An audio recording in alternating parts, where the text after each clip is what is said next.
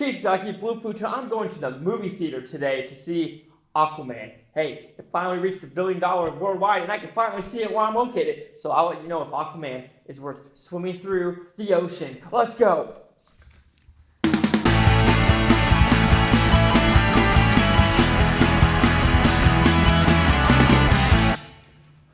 A little chilly outside, but I just got done watching Aquaman. What is it about? Well, it's about the DC universe. It's about, Aquaman, his mom is an Atlantean, his dad is a human, the wife, or his mother, comes on shore, husband, or soon-to-be husband, saves her. They have Aquaman.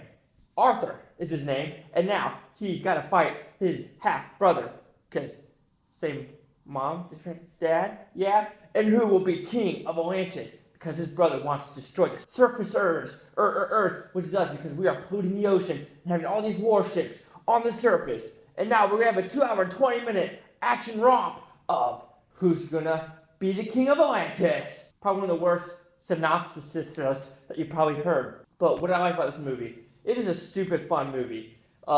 Action scenes with great action as well. Fantastic cast in this movie. I love everyone involved. You got Nicole Kidman, Willem, Dafoe, Jason Momoa, Patrick Wilson. You have great bad guys. You have Black Mamba. You have his half-brother. Don't remember his name really. All I know is there's a lot of Atlanteans with crabs on the bottom of the sea, with seahorses and sharks being ridden, and turtles, and just craziness underneath the ocean. So if you kind of like that stuff of just nonstop craziness that kind of doesn't make any sense at all, where they just wanted to throw everything at the screen at once, because I was thinking they did not know if this movie's going to be good, so let's have 2 movies crammed into one 2-hour and 20-minute movie and just throw it at you and see what sticks.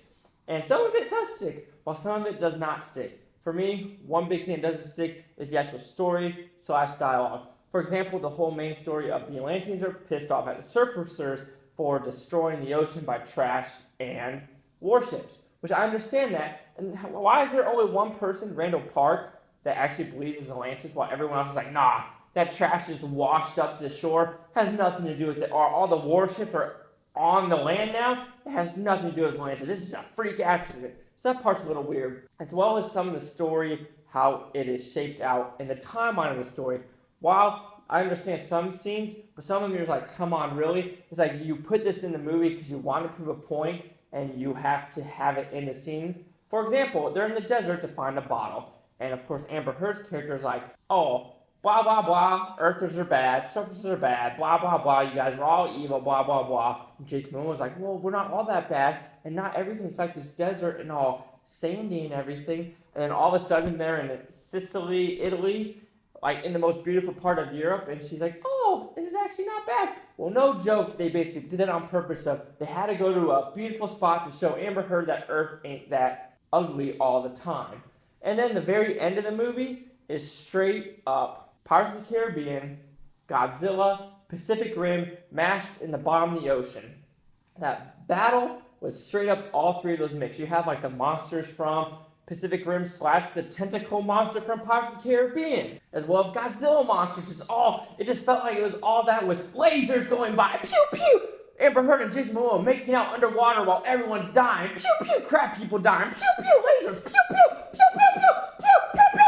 Is that overload? That was the final battle of that movie, of just straight up them ruining the bottom of the ocean, basically destroying their land, killing many people that probably ruined the surface, ruining their ocean at the same time. So while you're blaming the surfacers for polluting the ocean, you just polluted the ocean a million times to one. Kind of like a Toyota Prius battery. It's just as bad as so much coal in a train. So it's like tit for tat, tit for tat. Was it supposed to be like that? It could be. And also, no bad guys died in this movie. No real bad guys.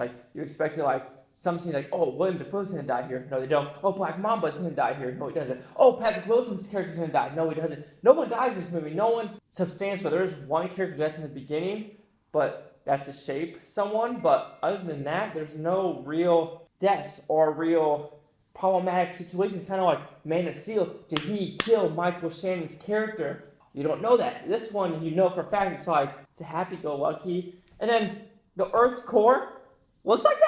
That's what the Earth core looks like? Even though when you're battling down below, there's all that lava coming out, but the Earth core is straight beaches and